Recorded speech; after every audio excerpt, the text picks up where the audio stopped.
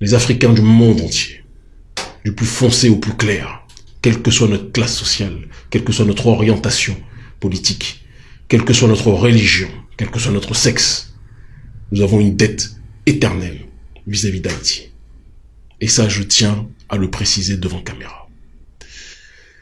C'est ce crachat aux figures de la prédation économique matérialisée par l'impérialisme occidental et plus particulièrement l'impérialisme français qui a fait que jamais, depuis son indépendance, depuis la proclamation de cette première république noire, Haïti n'a été tranquille parce que l'Occident a tout fait pour que ce symbole de l'ex-esclave rebelle redevenu libre ne puisse pas contaminer les autres colonies françaises au sein de nos peuples et les autres colonies occidentales de manière générale.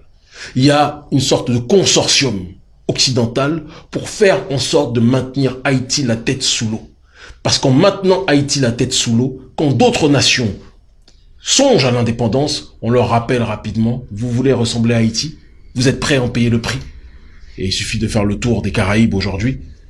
Martinique, malheureusement Guadeloupe, Guyane, peuple que j'aime en perdre l'esprit, toutes ces entités que je viens de citer, quand vous leur donnez l'exemple d'Haïti, personne ne veut être indépendant. C'est ça la réalité.